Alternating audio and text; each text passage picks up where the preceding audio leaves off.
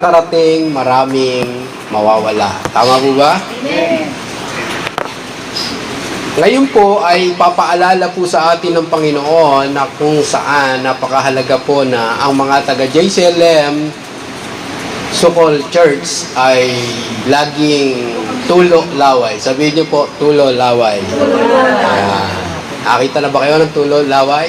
Ayan. Ibig sabihin ay obsessed na obsessed po yan. Una ay sa experience kay Lord. Totoo po ba itong Sunday celebration ay panibagong experience natin kay Lord? Amen.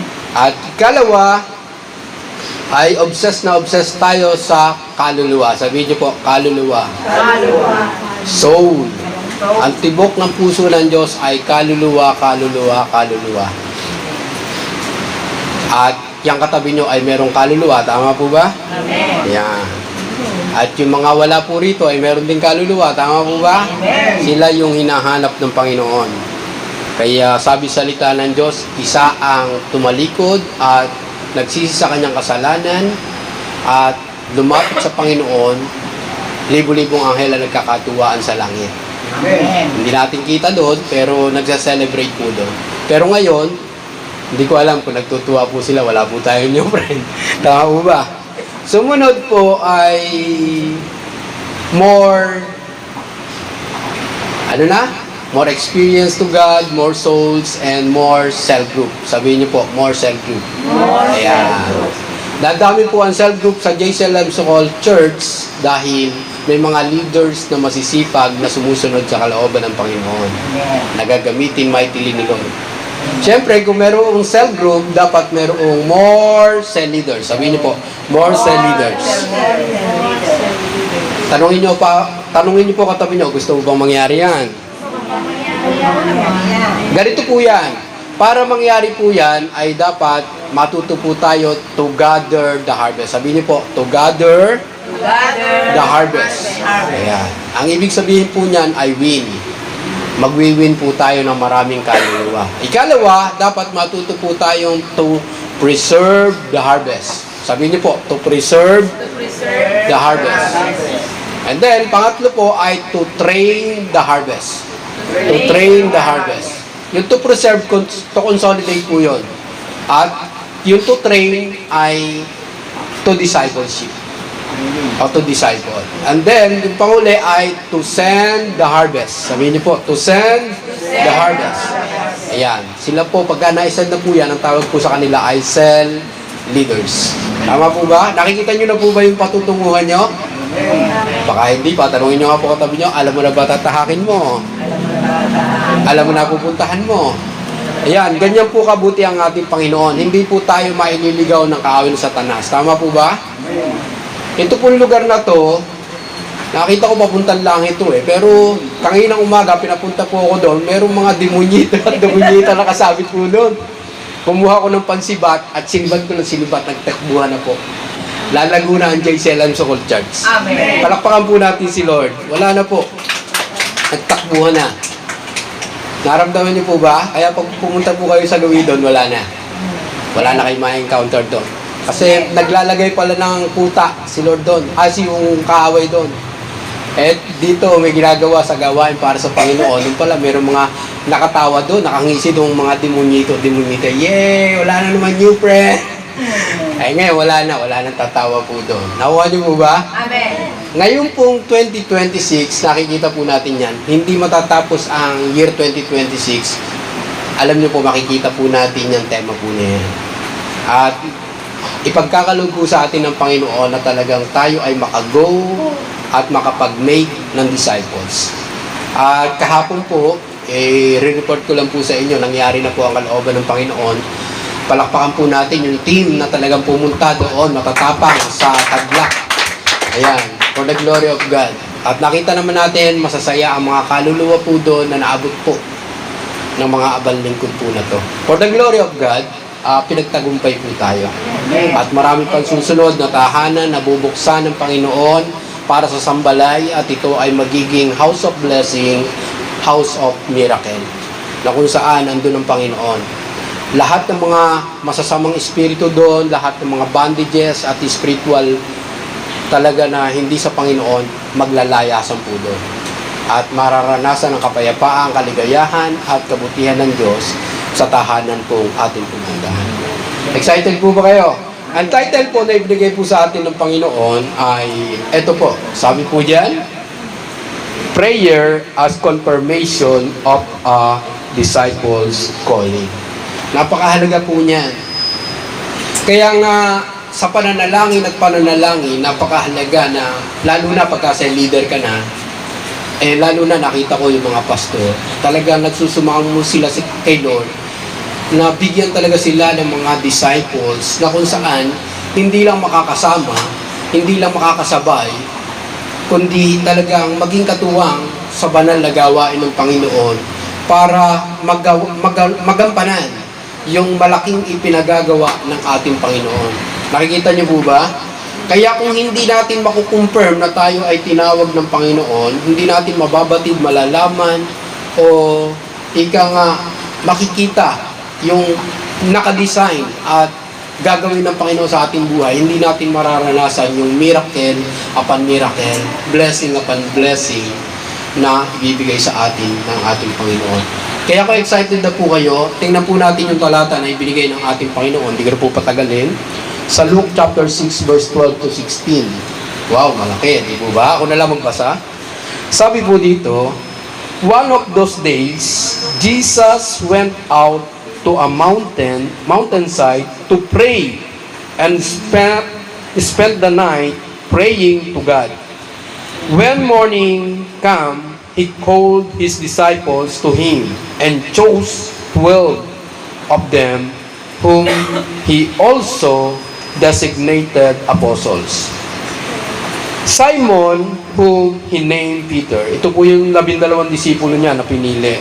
His brother Andrew, James, John, Philip, Bartolome, Matthew, Thomas, James, son of Alphaeus, Simon, who called the Zealot, Judas, son of James, and Judas Iscariot, who became a traitor. Tayo po'y sumandaling yung bukod, tayo po'y manalangin. Dakilan Diyos, Ama namin nasa langit, pinupuri ka namin, dinadakila. Ang pagsama mo ay napakahalaga sa bawat sa puso amin. Thank you, Holy Spirit. We welcome you. Ikaw ang aming pag-asa, ikaw ang aming liwanag, ikaw ang aming lakas sa oras na ito, dahil ikaw ang aming kasakasama ngayon sa kasalukuyan. Alam po namin, habang binabasa namin ang banal na salita mula Genesis to Revelation, ang God the Father is still nasa trono niya sa kalangitan. At ang God the Son ay bumaba dito sa lupa, sinugo ng Ama, ngunit nabuhay siya 30 years na mahigit, at siya ay ginampanan ng malaking gawain para magkaroon ng kaligtasan ng tao, na lahat ng tao ay papunta ng impyerno, ngunit sa pamamagitan ng kanyang buhay na inialay sa krus ng Kalbaryo, siya ay namatay at muling nabuhay para kami rin ay magkaroon ng buhay walang hanggan. Salamat, Panginoon Jesus. Kaya naman, Banal na Espiritu Santo, turuan niyo po kami sa araw na ito na makonfirm namin na kami ay tinatawag mo at gagamitin mo, Panginoon, sa malaking gawain. Alam po namin, kung titingnan po namin ang aming sarili, sino po ba kami para piliin mo, hirangin mo, para gampanan ng malaking gawain, banal na gawain para sa iyong kalwalhatian. Ngunit, salamat dahil maraming matatalino, maraming magagaling, maraming mayayaman, maraming sikat. Ngunit kami na parang mga patapon, walang silbi, parang basahan, at tinatawag na taong grasa o kung ano pa man ang pinakamababang pagtingin sa lipunan, ngunit kami ang tinatawag mo, Panginoon. Kaya salamat sa bawat isa na yung mga anak narito. Patuloy na i-empower niyo po kami, i-anoint niyo po kami upang sa aming mga gagawin, ikaw ang aming mapupurihan, mapasalamatan at madakila. O Ama namin nasa langit, anuman ang tangka at gawa ng kaaway ng Satanas, tinataboy namin ito sa ilalim ng lupa, sa ilalim ng dagat, wala siyang karapatan na pinsalain, gambalain ng iyong mga anak na ito, lalo tigit sa oras na ito na nakikinig sila ng iyong makapangyarihan salita, banal na salita. Makakamta nila ang lahat nilang naisin, pangarap, ambisyon sa buhay, at mangyayari ang malaking pagbabago sa kanilang buhay, Panginoon. Muli, sa iyo ang parangal, papulit po salamat. In Jesus' name, Amen. Palakpakan po natin ang Panginoon, lahat ng pinagpala ng Panginoon. Yan po, mahalaga po yung ating title na pinag-uusapan. Nakita natin yung ginawa ng ating Panginoon Kristo na kung saan ay talagang nag-pray siya overnight. To confirm kung sino yung mga disciples. Dito, sa selection na to, napakarami ng disciples po niyan, pero na-confirm niya itong 12 disipulo na binanggit po dito. Ayan na si Simon o Pedro, si James, yung kanyang kapatid, at hanggang kay Judas Iscariote, na kung saan ito yung nagkaluluto sa kanya. Kaya tingnan niyo po ulit katabi niyo, sabihin niyo, confirm. Tinatawag ka ni Lord. Hindi aksidente, plano ng Panginoon, kaya po tayo narito. Kaya lang, papaano po yan? Kung yung 12 na to ay na-confirm ang pagkatawag, makukonfirm din po kaya ang pagkatawag po sa atin? Malamang.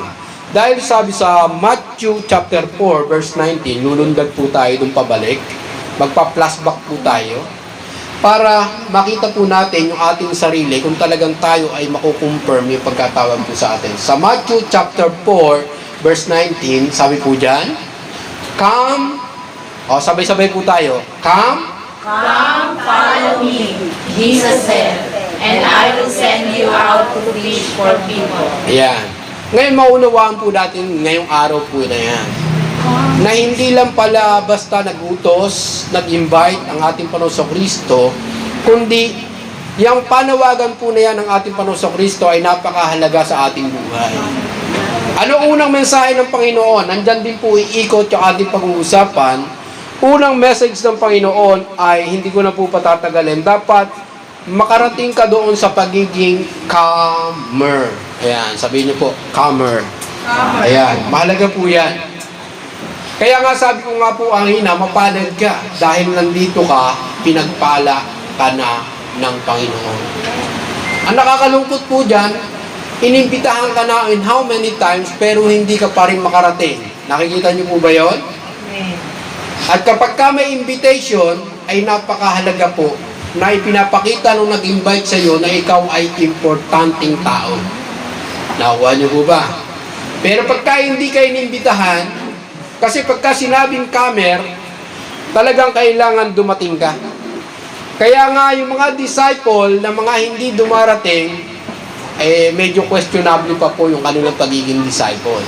Tama po ba? Kasi yung title na ating pinag-uusapan ay dapat makonfirm po natin na talagang tayo ay disciple na. Paano po yun? Habang ipinagpe-pray ka sa leader mo na pagka cell group, wala ka, pagka sandal sa celebration, nawawala ka, ibig sabihin, hindi mo pa nararating yung pagiging comer. Pagka sinabing comer, halos hindi na uma-absent sa cell group po yan. Halos hindi na uma-absent sa Sunday celebration po yan. Ayaw niyang ma-miss ang lahat ng gawain. At lahat ng schedule, totoo po ba may mga schedule? Invitation means, kasi ang comer ay una, hashtag invite. Baba ba? Yan, nandyan. May invite po dyan. Yan po ang ginawa ng ating Panginoong Kristo. Paano ko ba magiging comer itong aking mga disciples? Siyempre, ano invitation niyang una? Come. Come. Maraming pong tao, ini-invite mo na, hindi pumupunta. Tama po ba? Kaya nga meron pong kwento dun sa Biblia na kung saan yung isang pinuno o hari o isang mayaman, ang kanyang mga alipin ay pinalabas para mag-invite kasi merong handaan. Nabasa niyo po ba yon? Kaya lang, ang mga tao ay busy kung saan-saan yung kanilang mga reasoning. Sabihin niyo po, reasoning. Yan, kapag ka nag-invite po tayo, di ba? Hindi ba ubos ang mga reasons? Kaya sila ay nagiging reasonationalist. Ayan, wag ganun tawag sa kanila. Napakadaming reason. Kaya, sa araw pong ito, napakahalaga po ng ating pinag-uusapan. Tingnan niyo po ang inyong mga sarili. Ako ba ay comer na? Ayan, yan ang tanong dyan. Ngayon, makikita po natin yung ating sarili, nandyan na po tayo sa first level na invitation o pagtawag sa atin ng Panginoon. Tama po ba? Makukonfirm po natin yan. Kaya kung ating sarili ay parang binabaliwala po natin ang lahat ng invitation ni Lord, medyo magtanong po tayo. Baka wala pa po tayo dyan. Salitang invite. Totoo po ba ang mga anak ng Diyos kailangan mag-invite? Yes. Kaya tayo po ay merong power of invitation. Kaya lang ang nakakalungkot pagka ikaw ay nag-invite at hindi dumating, ano pakiramdam? Diba? Parang na-reject ka, diba? Parang sasabihin mo, ouch, talagang nakakalungkot naman. And how many times na in-invite mo siya, parang walang mangyayari. Parang walang patutunguhan. Anong gagawin? Parang sasabihin ng kaaway, subukan na, wala kang magagawa dyan. Pero ang totoo, pagka si Lord ang kasama mo, may mangyayari. Sabihin niyo po, may mangyayari. May mangyayari. Yeah. Nakita po natin napakahalaga ng salitang invite. Si Jesus Christ, iyan po ang ginawa. Kaya mo po bang gawin? Kaya. Huwag kang susuko. Sabihin niyo po sa katabi niyo, huwag kang susuko. Si Lord, hindi tayo sinukuan. Sa totoo lang, everyday ng ating buhay, nandyan siya para tayo i-invite. Tama po ba? Pagkagising mo pa lang sa umaga, ini-invite ka niya eh. Basahin mo salita ko, anak. Tawa? Manalangin ka, anak. Mag-worship ka, anak. Nakikita niyo po ba yung pinalalabas ng ating Panginoon? Sa unang salita pa lamang, pag nakuha po natin yan, makukonfirm. Kaya pala, parang ayoko nung umabsent sa lahat ng gawain. May prayer work, dapat number 1 ka na nakikita doon. Once na merong schedule at hindi ka nakarating, questionable ang pagiging comer. Questionable ang pagiging disciple. Nakikita niyo po ba yung pinapakita ni Lord? Amen. Minsan papalakpakan po natin ang ating Panginoon. Yan po yan. Kaya nga nakita ko po ang aking sarili noon ay talagang katulad ng testimony ni Anak Aris kahapon doon sa Sambalay, lahat naman tayo dumaan doon eh. Sabihin niyo po sa katabi niyo, aminin. Kung pwede lang makakapagtago pa eh. Tatago tayo katulad ni Jonas, tama po ba? Pinapupunta siya sa Ninive, pero saan? Ini-invite siya ni Lord. Jonas, punta ka sa Ninive. Ano ginawa? Sa invitation ni Lord, palihis, patakbo. Nawa, hindi po ganun ang ating gawin. Napakahalaga po niya itinuturo.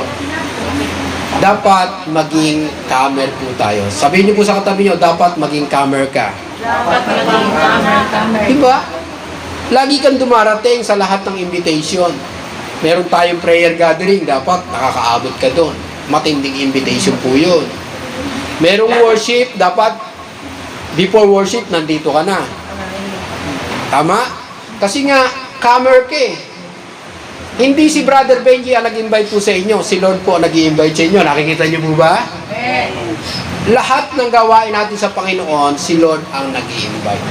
Kaya nga nung tayo ay nagkaroon ng 40 days prayer chain, that is assignment na kung saan dapat maging comer po tayo doon. Tama po ba? Merong nakarating at merong hindi nakarating. Ang pinagpapala ng Panginoon ay yung mga comer.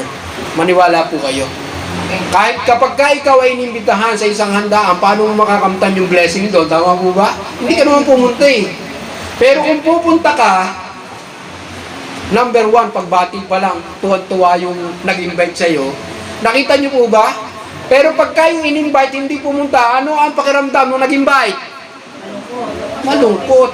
Kahit nga tayo eh. Pagka tayo nag-invite, parang binaliwala ka, nireject ka. Tama po ba? Talagang malungkot po tayo. At sasabihin, binaliwala naman ako ng pare ko. Binaliwala naman ako ng kumari ko. May chichika ka pa naman ako sa kanya. Wala. Hindi nangyari. Kulang yung buhay ng taong nag-invite. Sabihin niyo po, may kulang pag wala ka. Tama po ba? Kaya napakahalaga po niyan. Kaya ngayon po, ipinapakita ng Panginoon na dapat maging comer po tayo. Ano ang panawagan natin pa sa Kristo kay Pedro? Come! At sabi dyan sa comer, sabi doon, #compassion. Tama po ba? Magkakaroon ng compassion, kaya ka nga niya ini-invite eh. Kasi nga, alam ng Panginoon na yung kalalagayan mo, hindi pa ganun kaayos. Hindi pa ganun kabuti. Tama po ba?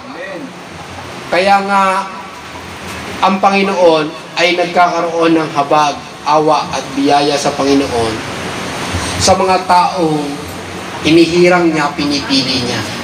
Pinagpala po ba ang kanyang mga disciples? Yes. Yes. Walang lugi sa kanila.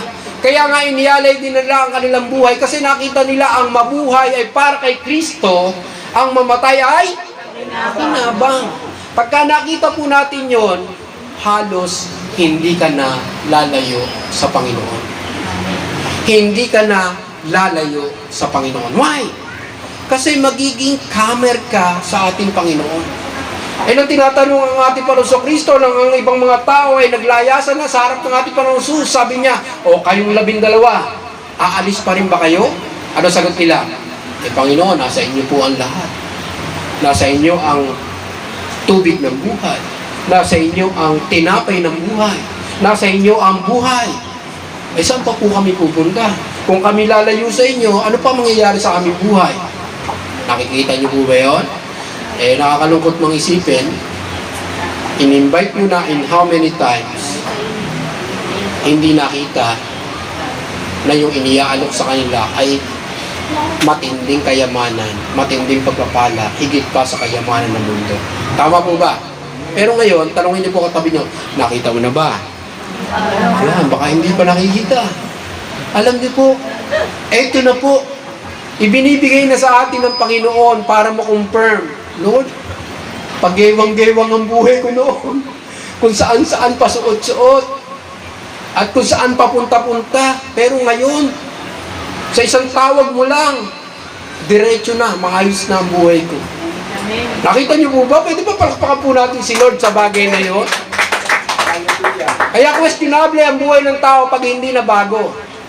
Kasi sabi sa 2 Corinthians 5:17, ang lahat na nakipag-isa sa ating Panginoon Kristo ay isang bagong nilalang. Wala na ang dating pagkatao, siya ay bago na. Why? Kasi napakatindi ng invitation ng ating Panginoon Kristo.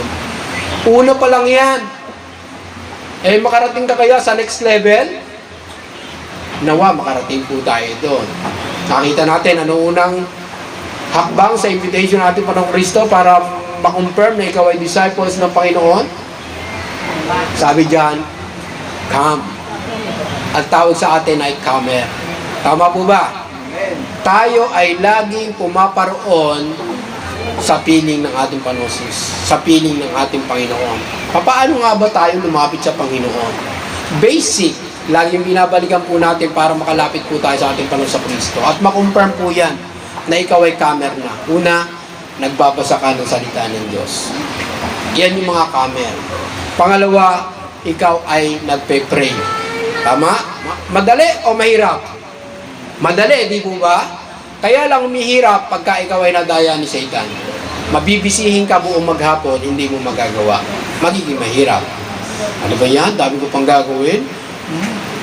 Ano yung unahin ko? Bible reading, prayer, o yung aking labahin? O yung aking hugasin? O yung ipinagagawa ni nanay, pinapagawa ni tatay? O yung pinapagawa ng asawa ko? Kung kayo tatanungin, ano unahin nyo? Eh, di nga. Sabi sa Matthew 6:33, ano sabi doon? Datapuat, unahin muna ninyo ang aking kaharian. Ibig sabihin, ang ibig sabihin nun, i-priority niyo muna ako. Siyempre sa kaharian, merong hari. Kaya yun po ang sinabi niya. Ano karugtong? At ang kanyang katuwiran. At ang lahat ng bagay ay pawang idaragdag. Kaya hindi na idadagdag ni Lord. Eh baka last priorities yan. Tama ba? Nakikita niyo mo ba yun? Pero kung uunahin mo siya at ang kanyang katuwiran, mamumuhay ka ng may kabanalan, makikita po natin, hindi magdadalawang isip ng Diyos na i-priority ka rin niya. Nakuha niyo po ba? Sabihin niyo po sa katabi niyo, nakukuha mo ba? Yan. Number 1 step, number 1 level na makukonfirm yung ating pagkatawag sa Panginoon through prayer ng ating sa leader at ipinagpe-pray naman din ni Jesus Christ overnight yung kanyang mga disciples na kung saan gagawin niyang team na confirm po yun, overnight prayer. Kaya ang advice ko sa mga cell leaders, para ikaw ay magkaroon ng confirmation sa iyong disciple na yun ay kaloob ng Panginoon. Ano gagawin? Prayer. Yun po ang susi. Kahit pa magpatumbling-tumbling tayo, kahit na ano po ang gawin nating tumulay man tayo sa alambre, hindi natin makukonfirm kung si Brother Alice talaga ay magiging disciple ni Brother Benji o hindi. Si Tata Emo kung sino pa man, Brother Melgar, at kung sino-sino pa. Ang mahalaga po dyan, si Brother Benji po ay pinapanalangin po sila na huwag silang mawala, kundi pakaingatan sila ng Panginoon. Amen. Tama po ba? Kasi paano sila magiging comer kung hindi nila mararamdaman, mararanasan ng Panginoon sa kanilang buhay? Na hindi si Brother Benji lang tumatawag sa kanila, kundi ang Diyos na makapangyarihan. Nakita niyo po, yung itinuturo sa ating Panginoon. Pangalawa, punta tayo sa next level, sabi ni Jesus Christ, and follow me. Ikaw ay dapat maging follower. Ngayon, ano ba ang pagiging follower? Yan po ay hindi ka lang uma-attend, kundi sumusunod ka na doon sa tumatawag sa iyo. Kaya nga may mga pastol at saka may tupa. Ang tinig ng pastol, kilalang kilala ng kanyang mga tupa. Tama po ba? Isang salita pa lang ng kanyang pastol ay talagang naglalapitan na po yun. Kaya nga makikita po natin, nagiging follower na. Next level ay talaga naman sa panawagan ng ating Panginoong Kristo sa kanyang mga disciples. Alam niyo po, ang ating Panginoong Kristo, bago po na-confirm yan, dumaan po siya sa mga test ng buhay. Iyang Matthew chapter 4 po na yan, andyan yung temptation ni Satan, o test ni Satan kay Jesus Christ, bago niya gampanan yung kanyang ministry. Na kung saan sabi doon ay, sige nga, nag 40 days fasting ang ating Panginoong Kristo, siyempre may prayer po yun, hindi lang binanggit po doon. Nag-ayuno ang ating Panginoong Kristo doon, at nakita ni Satan, ito ang time para itest ko to, o itempt ko to. Sabi ni Satan, sige nga, kung ikay anak ng Diyos, gawin mong tinapay, gawin mong tinapay, tama pala, gawin mong tinapay ang batong ito. Ano sagot natin para sa Kristo? Di lang sa tinapay na buhay ang tao, kundi sa salita ng Diyos. Kaya mahalaga magbasa tayo ng salita ng Diyos. Every time na dumarating si Satan sa ating harapan, para siya'y lumayas, meron kang salita ng Diyos. Na kaya mong itaboy si Satanas, palayo sa'yo, na sasabihin mo, ako ay nakakover ng blood of Jesus, hindi ka makakalapit sa akin, itinataboy kita sa ilalim ng dagat, sa ilalim ng lupa, wala kang karapatan sa buhay. Amen. In Jesus' name! Dinig niyo po ba? Talagang takbo po ang kaaway. Hindi na po kayo malalapitan. Hindi na po kayo magagaya, according to John 10:10. Hindi na kayo masisira, hindi na kayo mapapatay, hindi na kayo mapagnanakawan. Kundi alam nyo na ang inyong gagawin. Yan po yung mga follower. Kaya kapag ka ikaw ay follower na, nakikita mo na yung sarili, na kung saan, hindi ka nahirap sumunod sa ating Panginoon. Yung malapit, baliktad pala, balikan natin. Yung malayo, ayan, kaya pala hindi kayo makasagot. Yung mahirap, ayan. Yung madilim, di ba? Kaya sasabihin mo, ay, wala na sa akin yan. Madali na yan, kayang-kaya ko na yan. Why? Kasi sabi ni Apostol Pablo, si Lord ang kanyang lakas at tumutulong sa kanya. Sa book of Philippians o Pilipos, na talaga ma-acknowledge natin siya, na talagang ating Panginoon Kristo, once na ikaw ay naging follower niya, tutulungan ka niya, sasamahan ka niya. Kaya nga nag-i-invite siya, na hindi ka lang maging comer, kundi maging follower. Next level po yan, tandaan niyo po. Yun yung pagdating pa lang, hindi ka makarating, paano ka pa susunod? Tama po ba? Kaya nga, napakahalaga po na maging follower ka. Paano ka naman makakarating sa next level niya kung hindi mo mararanasan niya? Di ba ang kasabihan, a good follower, a good leader. Diba, tama po ba? O a good leader, a good follower. Kaya nga, mahalaga po yan. Daanan mo muna yung pagiging follower. E mamaya, pagka naging leader ka, utos ka na lang ng utos. Hindi mo naman ginagawa. Tama po ba? Sabihin mo, sa leader ka, pagbasa kayo ng Bible, eh, ikaw naman hindi nagbabasa. Manalangin kayo, eh, hindi ka naman nananalangin. Mag-worship kayo, hindi ka naman nagwo-worship. Umattend ka, eh, hindi ka naman na-attend.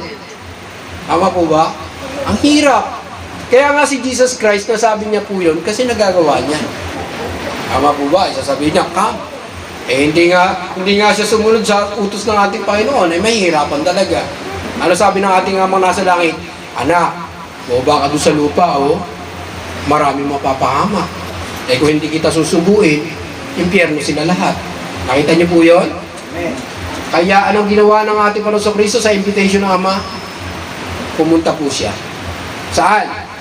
Hindi sa birthdayhan, hindi sa kasalan. Saan? Dito sa mundo para gampanan ng napakahirap na gawain. Sabihin niyo po sa katabi niyo, kung nakakaranas ka ng mahirap sa buhay, tutulungan ka ni Lord. Tama po ba? Ayan, nasa follower. Ano ba ang ibig sabihin ng follower? Ibig sabihin yan, magiging obedience ka. Una, dapat marunong ka mag-obey. Hashtag, obey. Obey. Iyan po yun. Yan ay tinuturo sa atin ng Panginoon. Ang mga disciples sa ating Panginoon Kristo, naging obedience po sila. Kaya ibaba ng ating media yan, hashtag obey. Mahalaga po yan. Paano ka tatawaging follower kung hindi ka naman nasunod? Tama po ba? Sa bawat invite sa'yo, sa bawat utos sa'yo, na utos naman na talagang ayon sa salita ng Diyos, sa kalooban ng Diyos, at talagang ikabubuti mo naman, pero parang binabaliwala mo at hindi napagbibigyan, malaki po ang nawawala po sa atin. Tama po ba? I hope and I pray na meron po nadadagdag sa ating buhay. Baka iyan sa nakaraan na hindi pa natin nakikita, kaya tayo ay nadadaya ng kaaway. Doon pa lang sa unang itinuro sa atin ng Panginoon, ayaw nga, no?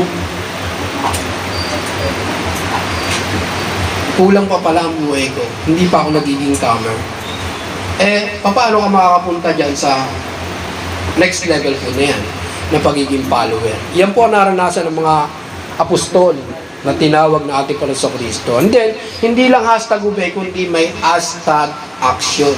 Siyempre, kikilos at kikilos ang mga follower. Tama po ba?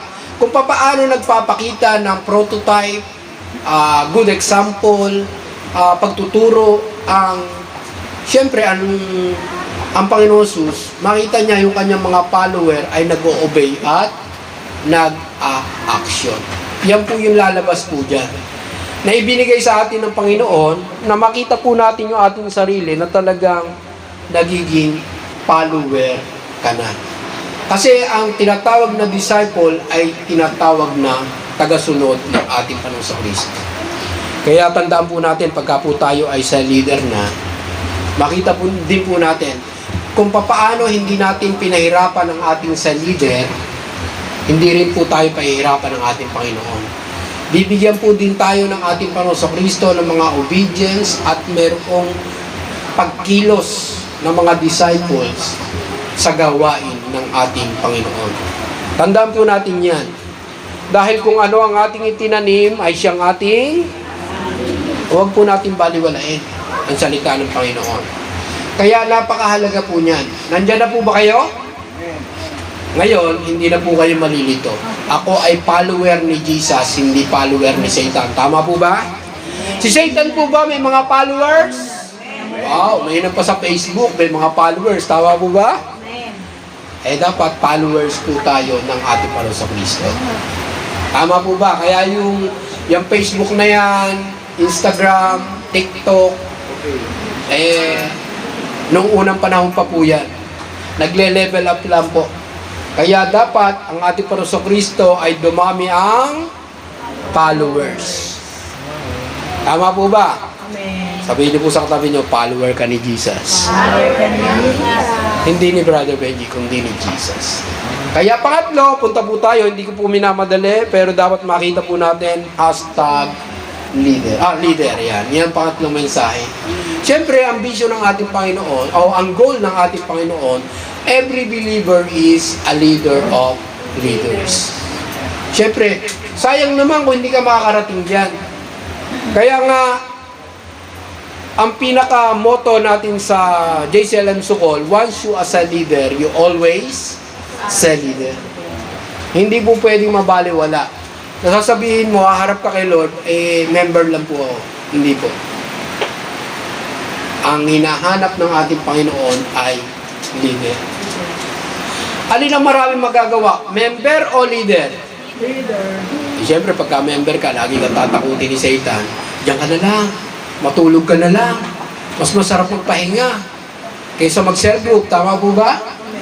Pero pagka leader ka, sabi nga, yung malapit, ay yung malayo, lumalapit, yung mahirap, dumadali, yung madilim, nagliliwanag, at yung talagang lahat ng opposite na inilalagay ng kaaway sa harap mo, nagiging positive. Tama po ba? Yung negative, nagiging positive. Why? Kasi leader. Ang leader ba mature o immature? Mature. Malamang. Kasi nakarating ka sa leadership, kaya lang ang tao, sasabihin niya, hindi.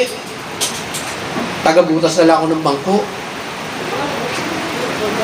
Pwede ba yung maging, yung salitang sit, gawin nating send? Tama po ba? Kasi sabi doon, kung babalikan po natin, sige, pakitaas po yung word. Yung word. Yung word. Matthew chapter 4 verse 19. Yun na lang. Mahirap intindihin ng word. Ayan. Anong sabi doon sa dulo? And I will send you out to peace for people. Isa-send ka ni Lord. Ibig sabihin ng send, hindi mo naman maisa-send yan kung hindi sa leader. Tama po ba? Amen. Kaya nga may process po tayo dito mula sa invitation, sa win, i-consolidate ka, ilalagay ka sa cell group, ito yung ating bahay spiritual, at dadaling ka ng nanay o tatay mo sa spiritual, sa school, merong training, at doon sa training na yun, pag nakagraduate ka, yung salitang send, ay mangyayari sa iyong buhay. Nakukuha niyo po ba? Sabihin niyo po sa katabi niyo, nakukuha mo ba? Nakukuha mo ba? Kaya lang, kung hindi ka dadaan sa prosesong yon, paano mo mararating ang sending situation ng iyong buhay? Ibig sabihin, ipinrasis ka ng Panginoon, meron ka ng confidence na talagang gampanan yung pagiging leader. Tama po ba? Kaya ako po pinakita po sa inyo yan. Hindi ka lang mag-camp, hindi ka lang mag-follow, kundi makarating ka sa sending situation ng iyong buhay. Talo ka pag hindi ka po nakarating dyan. Lugi ka pag hindi ka nakarating dyan. Sayang. Sabihin niyo po, sayang. Yan. Kaya ikaw, nasa destiny tree na, sabihin niyo po sa katabi niyo, huwag kang titigil. Magpatuloy ka lang. Ngayon, kung hindi ka magpapatuloy, saan ka makakarating? Tama po ba? Nakikita niyo po ba? Sige, balikan po natin yung leader. Yan po yun. Baka sabihin nyo, wala eh. Bakit ba leader? Ayun, na-send. Hindi ka ma-send kung hindi ka makakarating sa level po na yan. Kuha o kuha? Kuha. Yan po ang totoo. Kaya nga may mga leader na takot pa eh. Why? Kasi hindi nila na binigyang halaga yung kanilang schooling, yung kanilang training. Ano ginagawa ng mga estudyanteng bulakbol sa school? Bulakbol na agad eh. Nagkakating classes, hindi nakikinig sa teacher, o talagang binabaliwala ang pag-aaral. Kaya pagdating na dun sa job o sa kanilang, siyempre i-interview sila doon. Ano nangyayari? Bumabagsak. Hindi sila nakukuha dahil binaliwala nila ang kanilang pag-aaral. Kaya pagka kayo ay laging ini-invite, ano gagawin? Lahat kasi yan, ayusin na natin. Ang aking suggestion and recommendation ay talagang at encouragement po sa inyo, makarating po kayo dyan. Pag hindi, aakbayan ka ng kaaway. Ayun, sabi doon. Aakbayan ka ni Satan, akin ka lang, tiyan ka lang, huwag kang aalis dyan. Tama po ba? Pero si Lord, ang invitation sa'yo, makarating ka dyan. Anak, para magkaroon ka ng isang buhay na ganap at kasiya-siya, dapat leader ka. Totoo po ba kaya pinag-aagawan ng leadership sa ating bansa? Ay meron silang nahihita? Meron silang pakinabang? Eh bakit kay Lord? Parang tinatanggihan yung leadership. Eh samantalang yung kanilang nahihita, temporary lang. Pero ikaw, pag leader ka sa Panginoon, ginawa kang leader ng Panginoon, meron pakinabang o wala? Sabi sa salita ng Diyos, confirm. Sabi doon, hindi nawawala ng kabuluhan at saysay ang lahat ng iyong ginagawa para sa Panginoon. Amen. Kundi merong malaking kapakinabangan. Totoo. Hindi magkakabula ang salita ng Diyos. Lahat ay magaganap at mangyayari sa buhay ng tao. Amen. Ewan ko kung hindi pa kayo ma-encourage yan na hindi niyo gampanan ang pagiging leader, na ikaw ay hinirang at itinalaga ng Panginoon sa dinami-dami ng tao sa mundo. Pero ba't nandito ka? Tanungin nyo nga po katabi nyo, ba't nandito ka? Hindi ka lang para niniligtas, hindi ka lang para pagpalain, kundi merong gagampanan kang malaki sa buhay. Yung makapagdala ka na isang kaluluwa sa Panginoon, napakalaking achievement na po nun. Na pagka ikaw ay lumipas sa mundong ito, nakalaan na ang corona, yung crown of glory, yung crown of victory na inilalaan sa iyo ng Panginoon. I-welcome ka ni Lord na yung isang kaluluwa na yon, baka hindi lang naging camer, hindi lang naging follower, naging leader. Yung leader na yun, baka hindi lang sa leader, baka pastor pa. Kaya mapalad po yung nag-disciple po sa akin. Kasi ako ay nagpapatuloy sa ating Panginoon. Nakikita niyo po? Kaya nga hindi po natin alam.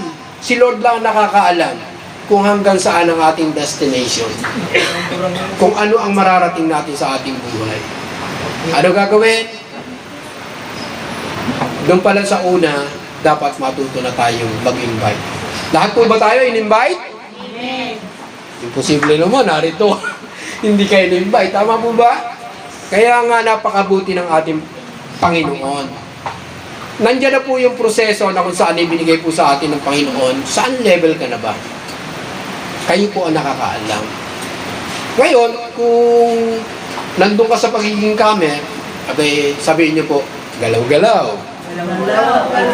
Move forward pa. Di mo ba? Ano next level? Follower. O ngayon, kung nasa follower ka na, talagang masunurin ka na kay Lord. Sabihin niyo po ulit, move. Ayan. Mag-move ka pa rin. Saka mag-move sa pagiging leader.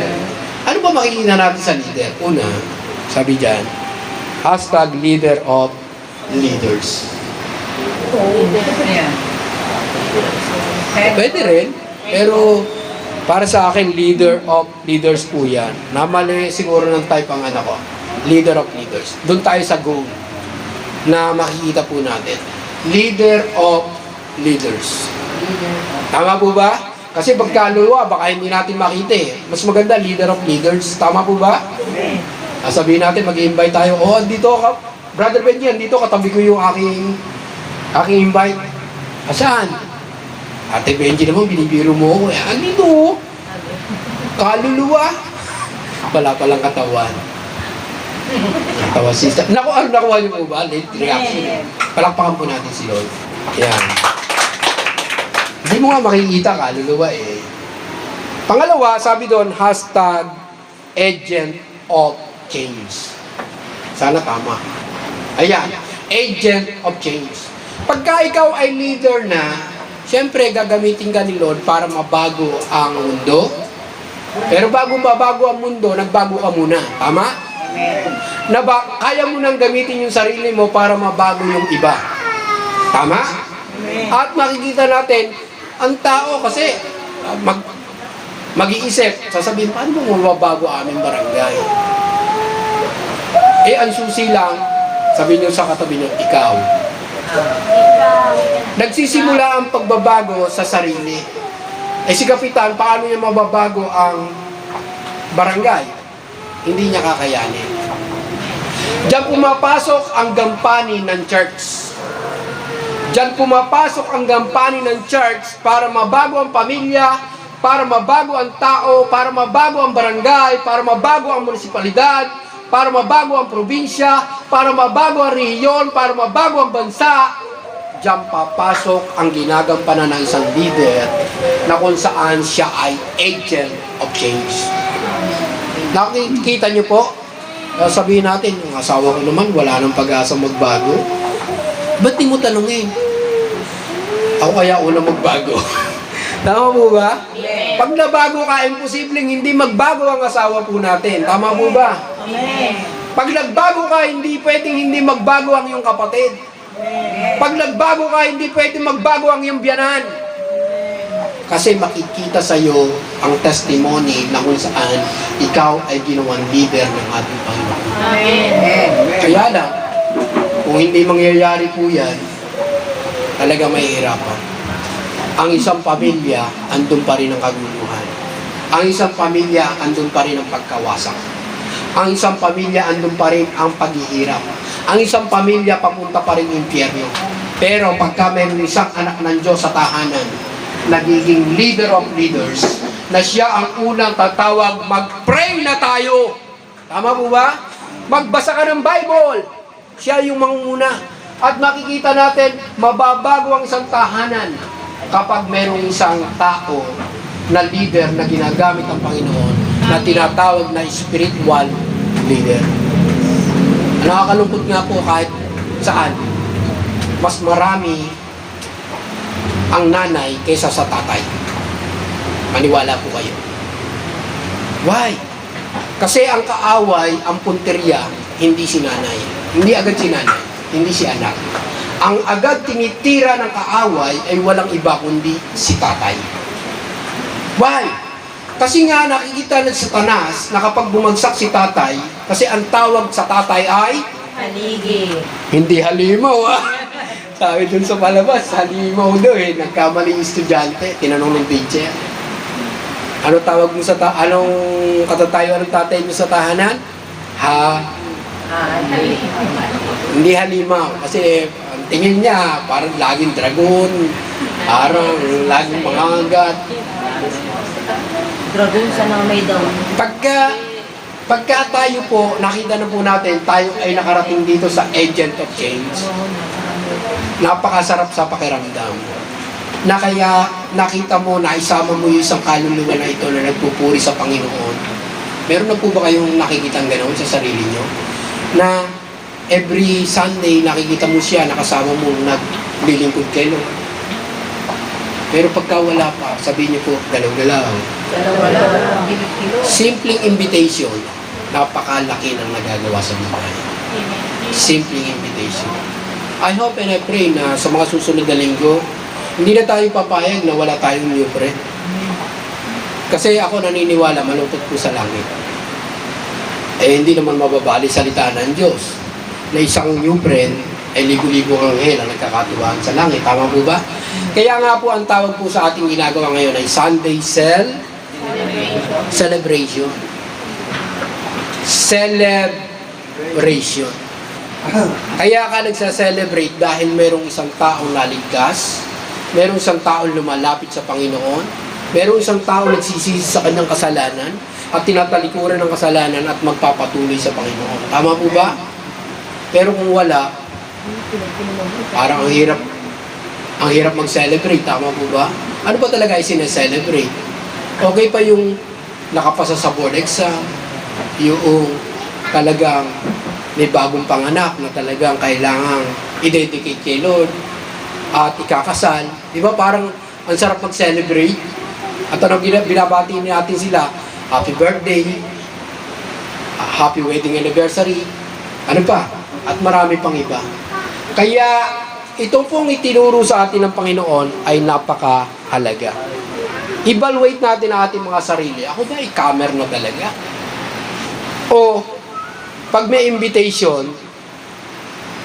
ako ang number one na may reason. May reason. Tama po ba? Na napakadaming reason, hindi mawalan-walan. Hindi maubos-ubusan.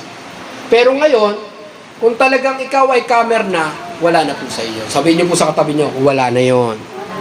Ubus na ang reason. Tama? Kaya pag nakikita po natin na talagang anday pang reasoning, medyo magtatanong po talaga tayo. Ikalawa, humakbang po tayo sa pagiging follower po natin. Yan ang invitation natin pa sa Kristo. At makarating po tayo sa invitation natin pa sa Kristo na ikaw ay sesend niya na maging peacers of people. Hindi peacers. Kasi mangingisda po kasi si Peter. Si Peter ang kausap niya po dyan at yung kanyang kapatid. At makikita po natin, yan po ang ibig sabihin po niyan ng invitation na yan. Ikaw ay magiging leader of leaders, hindi lang basta leader leader of leaders. Magpuproduce ka ng mga leaders mo na magiging leaders din, at ikaw ay magiging agent of change. Mababago lang ang mundo, ang ating bansa, ang ating barangay o munisipalidad, kung sasabihin natin sa ating sarili, ako muna ang dapat magbago. Ang hirap pong sabihin, tama po ba? Kasi sabi ni Jesus Christ, bakit ba ang nakikita mo ay yung puwing ng iyong kapatid? Bakit yung gatahilan na puwing mo ay hindi mo makita? Kasi nga, ganyan naman talaga ang natural sa tao. Mas nakikita ang kapwa kaysa sa sarili. Nakikita niyo po ba? Pero ngayon, ang sarap sabihin, mula sa araw na ito, babaguhin ko na ang sarili ko. Imposible na hindi mo madala yung gusto mong dalhin sa Panginoon. Why? Kasi nagkaroon ka ng malaking pagbabago sa iyong buhay. Kaya lang lagi natin sinasabi sa ating sarili, dapat mabago aking kapwa. Dapat mabago ang aking kapitbahay. Dapat mabago ang aking kapatid. Dapat mabago ang aking kapitbahay. Ang aking asawa. Paano ka? Tanong niyo po sabihin niyo po sa katabi niyo, paano ka? Ayan. Ngayon, naintindihan na po natin, kung tayo ay tinamaan, sabihin niyo po, sa pool. Ayan. Sabihin niyo po, bullseye. Ayan. Si Lord, nauusap po talaga sa atin yan sa pamamagitan ng kanyang salita. Ngayon, ang susi, mga cell leaders, kung gusto niyo ma-confirm na talagang hindi lang maging comer ang inyong disciple, maging follower at maging leader, ano susi? Ano susi? Prayer. Awan niyo po, wala nang iba. Hindi 1,000, hindi 50,000, hindi 1,000,000, hindi bilyon, hindi trilyon, o hindi salapi, hindi ginto, hindi pilang. Ang prayer ay huwag baliwalain. Sabihin niyo po, huwag mong baliwalain ang panalangin. Sa panalangin ay mayroong kapangyarihan ng Diyos na kumilos sa mga taong nananalangin. Amen. Ang mga pangit na sitwasyon, magiging maayos na sitwasyon. Amen. Ganon kabuti. Yung ipinalangin mo kapatid mo sa malayong lugar, anak man yan, o kung sino mang kamag-anak, pag ipinag-pray niyo po sila, mapapahamak, hindi mapapahamak. Ano ibig kong sabihin? Mapapahamak na sila doon, pero maaalis ang kapahamakan sa kanila. Di po ba? Baka naghihirap sila, baka may karamdaman sila na ipag-pray natin na wala yung kahirapan nila at karamdaman. Ang prayer ay ayaw ni Satanas. Pagluhod mo pa lamang, napakalapit ng Diyos sa buhay ko natin. Kaya nga, dadayain tayo ng kaaway ng Satanas na huwag nating kausapin ang Diyos na makapangyarihan. Kasi siya yung magre-reveal ng lahat ng mabuti para sa ating buhay. Nawa, makuha po natin. Kapag hindi, kaya nga makikita po natin yung cell group, kaya nagkakawatak-watak, kaya nawawasak, kaya nawawala, kaya nagkakasakit, nagkulang sa prayer ang isang cell leader. Maniwala po kayo. Ako, aminado po ako dyan. Ewan ko kung aamin po kayo. Nane-neglect natin makipag-pray sa isa yung ating ipinagkatiwala sa atin. Pero si Jesus Christ, ang ginawa niya kahit mag-form at mag-select siya ng kanyang team na 12, ang ginawa niya, hindi siya naghanda ng pagkain, kundi nag-pray. Nag-pray. Ano gagawin po natin? Mag-pray. Mako-confirm po natin sa ating sarili, kung hindi pa po tayo nagsa-cell group, unahin po natin ang ating sarili na pag-pray natin kay Lord. Lord, Gusto ko pong makarating sa level ng leader. Hindi lang comer, hindi lang follower, kundi leader. Totoo po ba na ang influential people o nakaka-influential tao ay leader? Amen. I think ito po yung ating dapat marating. Kasi sa totoo lang, pagka ikaw ay naging leader at nag-matured ka, doon mo magagampanan yung hindi mo magampanan. Doon mo magagawa yung hindi mo magawa. Nakuha niyo po ba? Sa totoo lang, naranasan ko po lahat yun. Hindi po ako makakatayo dito sa inyong harapan kung hindi po ako nakarating po dyan sa level po na yan. Nakikita niyo po ba? Amen. Kaya nga po, ano man ang tawag niyo po sa akin kung ano po deserve niyo. Tatay Benji, Brother Benji, o Pastor. Kung ano man. Ako, hindi po ako nakatingin doon. Ang gusto ko pong makita niyo po sa akin ay magamit na po ako ng Panginoon sa ikababago ng buhay ng maraming tao. Amen. Nawa, yun po ang ating marating. Ngayon tayo po ay tatayo at lalapit po tayo sa ating Panginoon. Kung hinahanap niyo po ang konklusyon din po niyan ay Luke chapter 6 verse 12 to 16. Na ikaw ay tinatawag ng Panginoon at pinili ng Panginoon